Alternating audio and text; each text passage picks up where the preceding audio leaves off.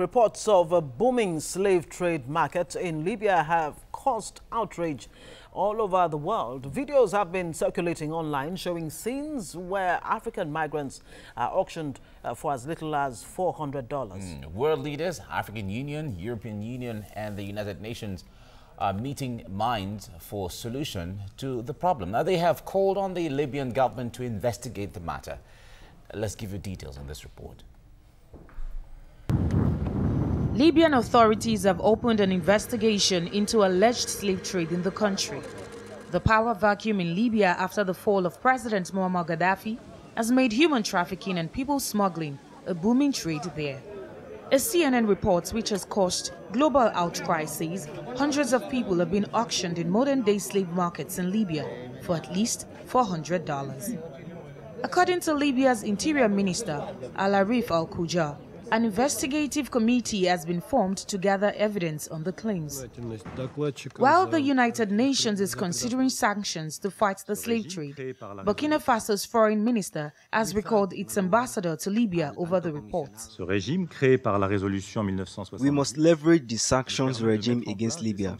This regime, established under Resolution 1970, will enable us to set up targeted sanctions and implement them against individuals implicated in human trafficking, owing to their responsibility for grave violations of human rights. Libya is the main transit hub for refugees and migrants, mainly from West Africa, attempting to reach southern Europe by sea.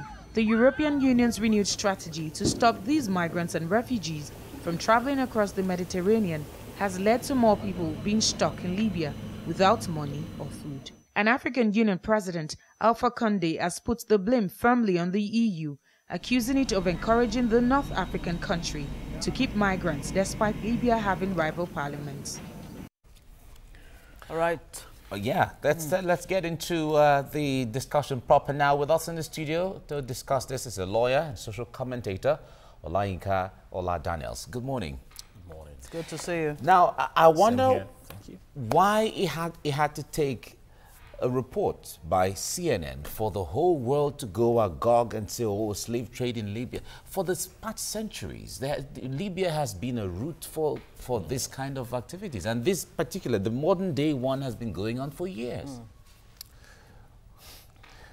I'm laughing because, well, it's not a laughing matter here, but I am laughing because I don't see so-called an entity called AU. I do not see an entity called Federal Government of Nigeria. Even recently, the president of France, that's the French president, came out to say they will go to Libya to evacuate the immigrants. Yeah. For 15 years, we've had this. More than that, but at least from the trend, 15 years, what has the Nigerian government done? Mr. President just spoke this week, since when this whole thing started, just spoke this week that the government would do everything to see how they can get our people out.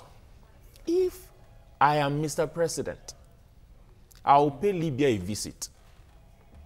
And my visit will be through my military apparatus. In what form? When I say military apparatus, Yes. I'm sure you understand. If it's going to take me war to get my people out of that place, I will. If. But wouldn't that be stirring some diplomatic The Americans will not wait. Even with the so-called United Nations. Even when they tell them you can't do this, they will not wait. We are talking about life. We are talking about human dignity being trashed. We are talking about abuse of humanity. Yeah, but how valuable is human life to the Nigerian government? That is what I'm saying. That's the life? reason why I said, if I am the president, I will use my apparatus. I will go to Libya and get my people out. I will not wait for CNN to carry that. I won't wait for Mr. President in France to tell me what to do. I'm not going to wait for people to make noise before I take the needful steps. What you're implying, of course, means that the Nigerian government and Nigerian authorities have always been aware that this has been going on, even before this documentary Very well. that came And out. didn't do anything. And didn't do anything about it. Very well. The other time, I think earlier this year, maybe around March or something, and there was a barbaric situation also. I think I had a program on African Today, and we discussed that at length. Since then, nothing has been done. Every day, we still have our people going in. I mean, how can somebody put human being on auction? This is not just an embarrassment to Nigeria or Africa as a whole, but to what we call the principle of humanity. An embarrassment to the United Nations being carved out from the United Nations Chartered Act. Yes. No. No. You see, it's beyond Nigeria, it's beyond Africa as a whole. We're talking about the world is looking at this. Why? If people are being sold. Who are the buyers? Who are the buyers? Thank you. Now, we're talking about the Europeans Union coming in. Who are the buyers? Who is buying? And no one is saying anything about that. It's about, oh, yes, the Libya is doing this, Libya is doing that. Who are the buyers? Now, we are saying Nigeria, in fact, look at Senegal, Guinea, the other African nations. In fact, there's a particular family in Senegal. All of them. In fact, when the first one went to Libya and it was caught up, it died, even the father told the younger one that, well, maybe that is his own cause. You still have to try. The father. In fact, the entire, maybe three of them, the boys that of the family, the entire three got caught up and they all died in that same place. That is from Senegal. You see, every day, year in, year out, we have our people traveling, and I don't know what they tell them. Maybe probably they tell them that from Libya to Europe is just 100 naira Okada. That will take you, from Libya. We had Nelson here just before you earlier, and he said he was one of the victims of trafficking to Libya at the time, and he was saying, they try to show them sometimes. You see that light there, from that is the Italian. Border post and all of that. So it makes them feel, okay, the journey is shorter now, we're getting closer, and you get there, they say, okay, fine, it's the next one, and so on. That is how they that is just the brainwash. That is what they tell them. It's just next door. Then you put everything, that you are doing well, averagely, you are okay here. Then you sell everything you have, you put all the money together, you pay someone that money, and this person that you pay the money takes you to a place where is either you don't even know what your future holds for you. Yeah. So why will you do that? It's a point of no return. So somebody obviously is not told the younger one that, well, maybe that is his own cause. You still have to try. The father. In fact, the entire, maybe three of the boys of the family, the entire three got caught up and they all died. In that same place. That is from Senegal. You see, every day, year in, year out, we have our people traveling, and I don't know what they tell them. Maybe probably they tell them that from Libya to Europe is just 100 naira Okada. That will take you, from Libya. We had Nelson here just before you earlier, and he said he was one of the victims of trafficking to Libya at the time, and he was saying, they try to show them sometimes. You see that light there, from that is the Italian. Border post and all of that. So it makes them feel, okay, the journey is shorter now, we're getting closer, and you get there, they say, okay, fine, it's the next one, and so on. That is how that is just the brainwash. That is what they tell them. It's just next door. Then you put everything, that you are doing well, averagely, you are okay here. Then you sell everything you have, you put all the money together, you pay someone that money, and this person that you pay the money takes you to a place where is either you don't even know what your future holds for you. Yeah. So why will you do that? It's a point of no return. So somebody obviously is not doing their job in enlightening and educating this young, desperate Nigerians who want to leave the country by any means possible, because as far as they're concerned, the issue of even working hard and getting a reward at the end of the day does not even arise, because there are no guarantees. That has to do with values now. You know, yeah, we're talking even about values, the other day.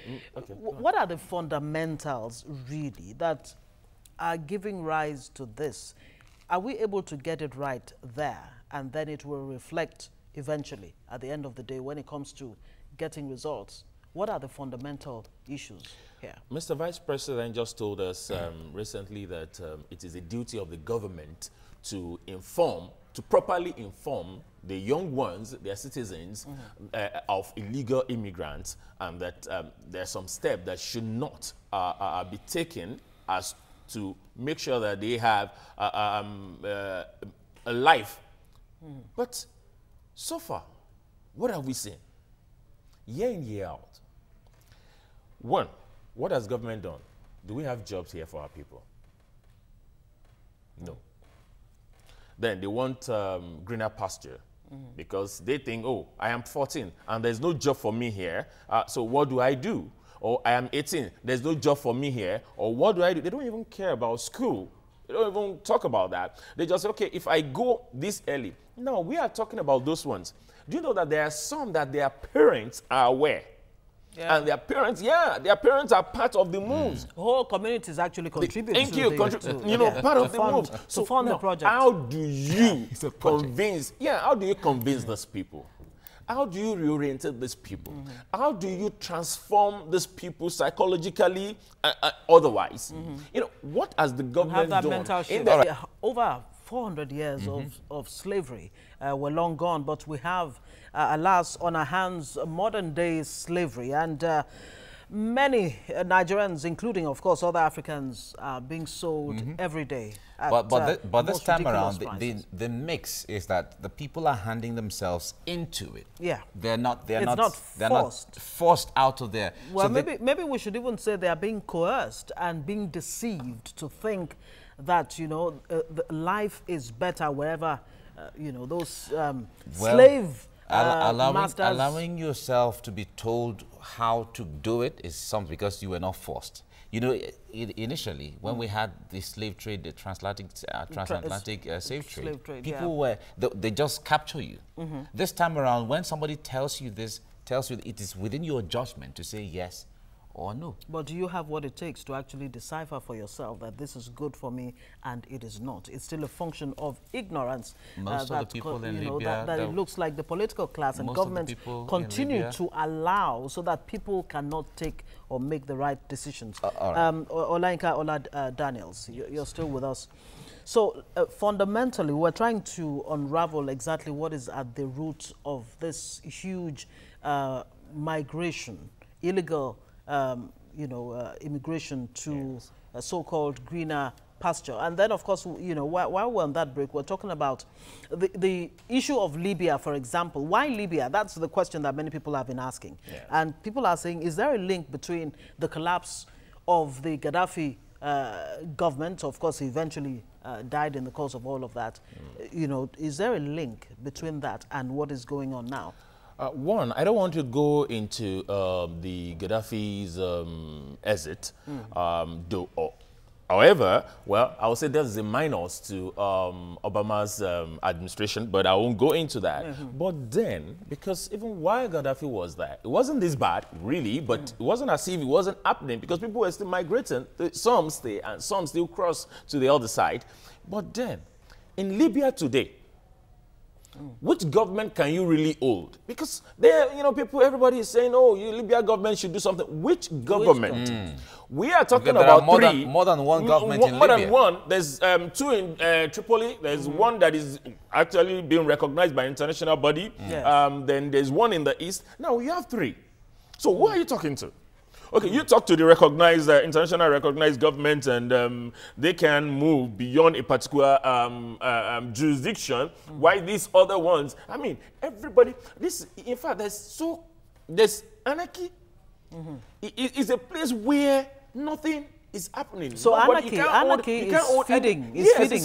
Yeah, because you can't hold anybody responsible. Yeah. You can only talk. That's the reason why I said I will go and get my people out, because there's nobody to talk to, really. So, in fact, aside from this three governments, most of the perpetrators, most of the people doing this, they are more like the militants. They have different groups of militants, and they just see people, they capture them, they lock them up. Oh, yeah, okay, they sell, the one they sell, they cut some part of some human. You can see, I mean, the barbaric way, despicable way of treating people, they put all of them in probably one small cell, like sardine. Then, I mean, it's sad. Why? Because if they actually have a government, they have a say, that should not happen. All right, the Libyan ambassador to the United Nations, El-Mahdi El-Majab, said that, let me quote him directly here. He said, Libya is the victim of a large-scale false media campaign of defamation to portray the country as a racist one, and that they would not accept that. Okay. How would you react to this now? It's a matter of reality. What do we see? You see, it's not about talking. It's not about saying, oh, yeah, like I remember in Nigeria then the noise of, oh, yeah, some people were being witch hunt for some issues. And the question I asked, the people that you said they are being witch hunt, were they culpable? Did they do that particular thing? The fact on ground. It's on ground. The fact is on ground. You are telling us, oh, it's media propaganda and all that. I mean, Mr. Ambassador, we see, denying the videos, deny all those issues there. Well, they're denying it already. They're saying there's no slave trade in Libya. When you deny, you don't just deny on the face of it. You don't just talk, oh, no, it did not happen. And when we have facts, and the facts show that the facts shows otherwise. They happen. What do you want to tell me? I have my evidence that this is happening, and you are just telling me from your own bedroom, somewhere, you said the United Nations, I mean, somewhere, and you're telling me it's not happening. Okay. No. The AU is saying, or has at least expressed dismay at, you know, these revelations and all of that. Is it enough to just express dismay? What should the AU... Even ECOWAS. I have said... AU, ECOWAS, you know, and the rest of them. What should they be doing seriously now? I have said this a number of times. As far as I am concerned, this is my personal opinion, and I'm very, very certain that is the opinion of many Africans. AU has failed African continent. The last election, we know all the promises that came to be. We know during the election, we know what they told us. Now, we have the president of AU. What do we have? What has it done so far? All the promises, have we seen one being carried out? I think there's a fundamental problem with African nations or continent. And it's about, we talk too much. With no action. More than action. Not more than action, with no action. Okay. Seriously, with no action. Okay, look at, this has been happening for how many years? What has AU done? The AU Commission, what have they done? Now everybody is coming out to talk. Oh no, we do not agree. This is not acceptable. In fact, the posture, what have you done? The posture of ECOWAS is very stern. They're saying they will not accept the maltreatment of citizens of their countries. Now, in this case, let us even assume, okay, the statement is good. We don't accept that you maltreat, but there's a push factor from these countries, because if you interview any of these migrants, they tell you there is there's no social amenity, there's no security, there's no job, there's no blah blah. So we're just pushing them away. So what is the wake-up call here to these leaders to say it is not just enough saying you will not accept maltreatment? Is there a sanction? Have we made out a sanction? As sanction from who? Against? From the African continent. Okay. To Libya. Against the nation. But should it be against Libya, not just or Libya? Or the what Mike is themselves? trying to draw out there is this even, should this be a wake-up call to African leaders from Nigeria to southern Senegal to Ghana to Cameroon, you know, wherever? Since we're saying there are no jobs, you know, basic amenities are not there, and all of that. It is. It is, but do we have to get here? It is sad. If every African, I'm still saying it. African nations, African continent as a whole. And that's the reason why the Western world, they laugh at us. Why? Because we make so much noise and we do nothing. If, like you said, if every African nation put up all these things, there's job, basic amenities, they are there. Like I said, one of the programs, I mentioned a country, Namibia. You will hardly see a Namibia leaving Namibia to go to any country in the world. That's the reason why most of the visas they get visas free. They don't go through stress of getting visa because they know that when they go, they return. Yeah. They will never go out. And it used to be the same for Nigerians. So what has happened? What has happened? What has happened? Meaning that our leaders, we failed, yes, to an extent, because if we have not, I doubt if this will happen. It is if every African nation would do the right thing. We saw what just happened in Zimbabwe. If we do the right thing and we put things in place, these basic amenity people are looking for. And I can tell you, an average person just wants to be comfortable. Yeah. Maybe a few want to be wealthy or rich, but an average person just want to be comfortable. But if you don't get that comfort in your own nation, I believe in sojourning. And I tell people, yeah, people can sojourn. People can, it's been there from beginning. People can sojourn, people can, but then if you're sojourning, it means that you have some money, you want to do business, you want to see what you can get from other places or what you want to contribute. But when it becomes illegal immigrant like this, you don't call that sojourning. Yeah. No, now, the issue of, in fact, beyond, when you talk about creation of jobs, your own nation, I believe in sojourning.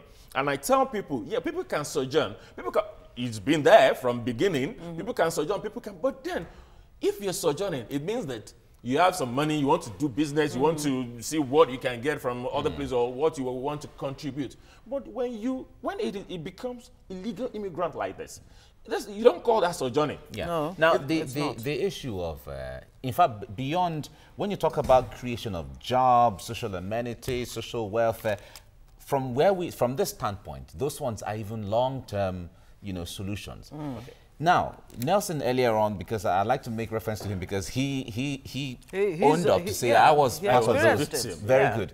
He gave us the routes where this migrants take from Sokoto State to Ilela to Agadez, and we've had some other returnees. We've had returnees on this program before who have mentioned the names of this route, as the case may be. So, what happens to the issue of government blocking those places? Talking to these people. Sokoto State government is there. They're using your borders for this. Niger Republic, one of their governors just had a meeting with our governors here and all of that. What happens to the issue of blocking the routes to which these people... You know, sometimes it's laughable when I see our people, particularly our leaders, the so-called people that are supposed to be in charge, they come with so much excuses of not doing what they are paid to do.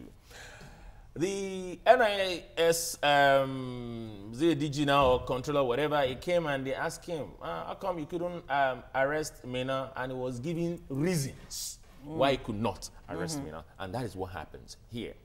When you ask them, what happened to this route? You know this route. How come these people go out this route and no one, You've never heard that, oh, without people were going, or they were stopped. Why? Because maybe on the way, they say, okay, already, don't forget, there'll probably be a trafficker somewhere, someone that is in charge, and you would have settled the necessary, agency people, because they know them that they are on that route, and they will settle them just to have access or, throw free to the next state they are going. This happened.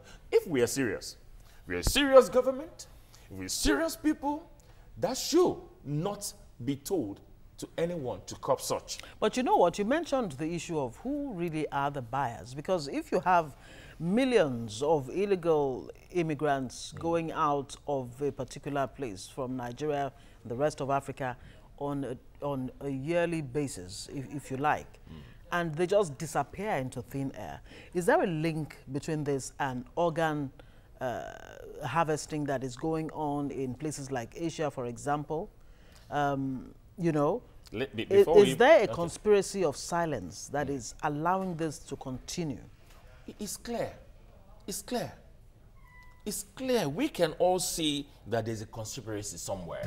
Even before we talk about this conspiracy, sorry, the trafficker, the people that arrange this, people that organize that, because these people don't know the road, don't forget. They don't know how to go, don't forget. Yeah. That means they might have gone through someone, you know, someone in charge that's, okay, we are the one in this business, and all that. So who has apprehended those ones? You want to tell me our government don't know those people?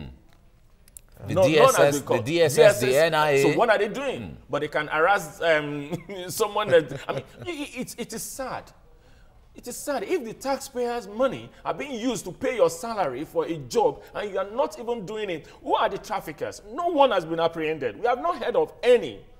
It is sad. Now, they move. Then when they get to the other side, like you ask, who buys? The same people that are making noise, the same people that are saying no to slave trade, the same people that are saying, no, this is humanity, this is whatever to humanity and all that. And African Charter on the people's rights and what have you. Are the one buying. The same people are the ones they go to work for in their farms. Right. Now, you take them off our own farms, look at Senegal. We know how Senegal used to be. But most of the people that are working in the farm, you go to the farm, nobody is working in the farm anymore. Yeah. Because all of them had moved to work in some other people's farm in the Western world. Why? Because they're looking for greener pastures. And leaving their home desolate. I mean, it is sad. So the conspiracy, who is checking it? See, there's more to this. There's more to it, and until when we are serious, until when we are ready to stop this, but if we continue the way we are, I am telling you now, Mr. President has spoken, and you know, like I said, we are very good at releasing the words, and I'm telling you, watch what will happen. We may come back to this place and still continue this same topic. All right, of course, we hear that the AU Commission will be sending an envoy to Libya to support efforts to address the plight of Africans. Let me even cite this. Most of the people, most of the immigrants that have been moved from Liberia, the Nigerian immigrants that have been moved from Nigeria, from Liberia to Nigeria, have been done by IOM. Not even Nigerian government. Yeah, the International Organization on Migration. Okay. Well, we've heard the president said the Nigerian government will do everything to ensure that they bring back Nigerians there. So. Well, Olayinka Oladaniels, thank you so much for coming on the program this morning. Thank you so